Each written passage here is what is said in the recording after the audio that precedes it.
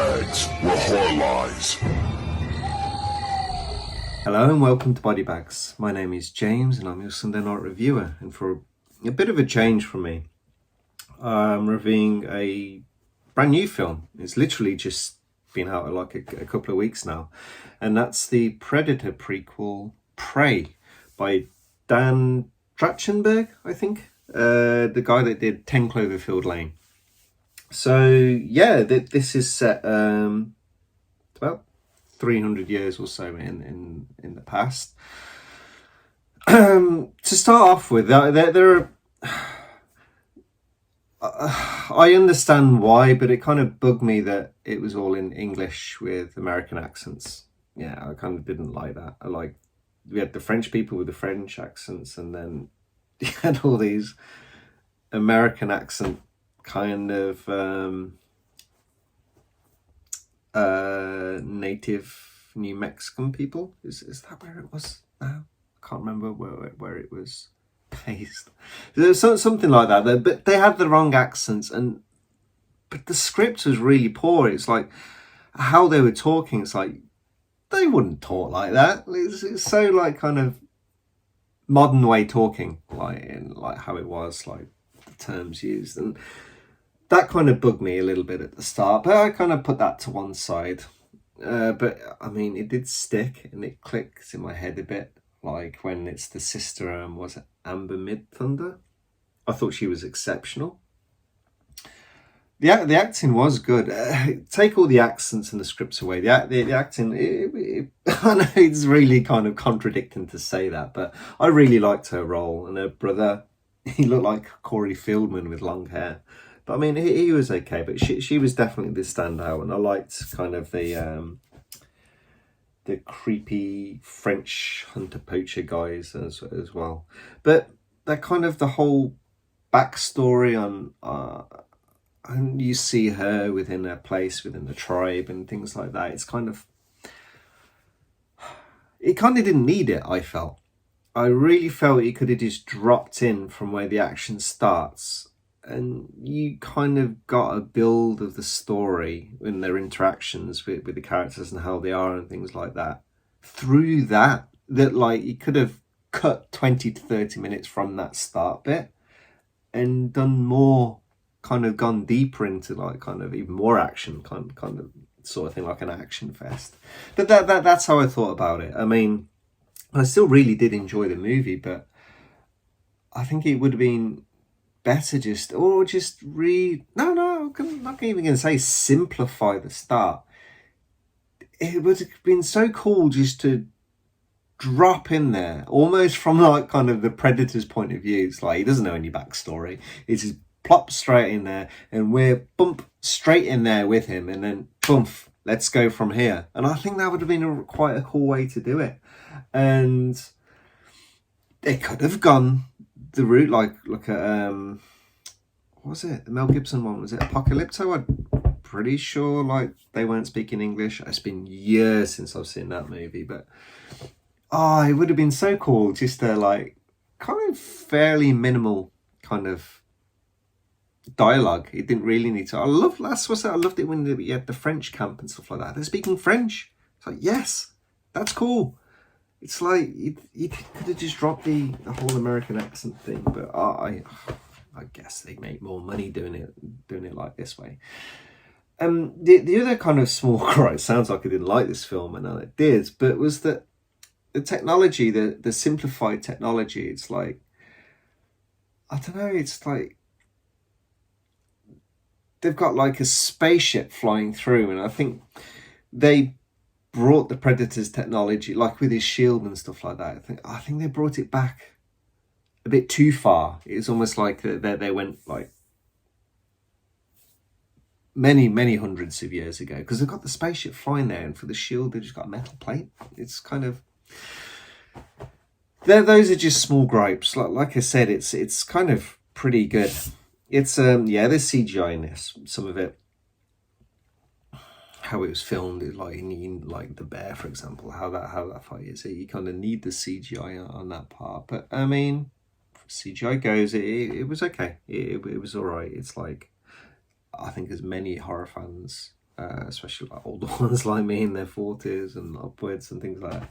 We always really, well, younger do, that we always all really appreciate when practical effects, and it's like kind of can be like, it's not like CGI is terrible now, like it's fantastic, but it still seems like the easy way out sometimes. But like how this is, it kind of, I totally understand why it's there, it kind of needs to be, but no, it's as it is. But on the whole, it's like, yeah, it's a Predator movie. He's hunting humans. That's kind of what it is. It's just set 300 years ago. That's kind of it. But it's fun. It is fun. Like I said, the what's it, Amber Midhunter. Oh, I might be screwing that name up. I'm not sure now. But I thought, I'd no idea what else she's been. Never seen her before. But I thought she was like really good. Yeah, she was like really empowered. She's really empowered lead role. It's like, I wouldn't say that against a man. So I don't know why I'm saying it against a woman. That's just shit. She was really good. She's really strong, like really cool, like kind of how she's like fighting and stuff. It's little bit off at the end, I think, with like how it kind of, it was clever how it was done, but it's just a little bit too, I think the Predator had, like how it's all written and stuff like that, it's like how it normally is, it would just kill. It had a few opportunities to do that, and it kind of prolonged it and kind of made it look like draws the tension. It makes it closer. Like, but that's another thing that I was kind of lacking from the movie is that tension wasn't there. I did notice, and on reflection now, it's like some movies I'm there on the edge of my seat. It's like you have a good idea what's going to happen, but still you get sucked in, and I kind of didn't have that with this. It's kind of, especially her, she always felt safe, even though there's elements of danger and things which happened. It's like, with how it was, with how it's set up, with the backstory, with speaking English, how all these things are, it's like the story was a little safe, the director was a little safe with things on, like, and he was never going to kill her off, and you could feel that from the start of the movie that she'd never get killed off. But trying not to sound super negative, like this is kind of sounding pretty negative, I did enjoy this movie. I think I gave it 4 out of 5 stars on the movie platform Letterboxd. Oh my god, my brain. Yeah, it's an enjoyable movie. It's like, not sure how it works with Disney Plus. I'm pretty sure it'll have a physical release. I think it's just Netflix which don't do the physical releases. I think if it's, because it's it'll have a physical release, and I think I'll pick this one up. Yeah, maybe I could do with like upgrading some of these. It's like I adore the first. I absolutely love the first one. Many issues in the second one. I love the second one. I even like Predators. I think that's a pretty cool movie. Yeah, there's some issues with it. I need to rewatch Predator. I watched it once, and the Predator, whatever it's called, and I was like, I hardly remember anything about it, which is not a good sign at all. Yeah, and speaking within a franchise, that's kind of the pure franchise, and kind of spreading out. There's obviously the AVP movies, but like, yeah, a nice box set with just the Predator ones. Maybe that'd be quite cool with this prequel in it, Prey. I think that might be quite nice. Yeah. So sorry, I haven't really gone into the story of like kind of what it is. Basically, we follow this tribe, and we're following I can't remember her name now, her character's name, but this Amber Mid-Thunder anyway. We follow her character, and she's like got this. She's with her and her dog, and she's like wants to be a hunter, but she's female, and they don't think she can do it. And things happen, and obviously she gets into a bit of beef with the Predator.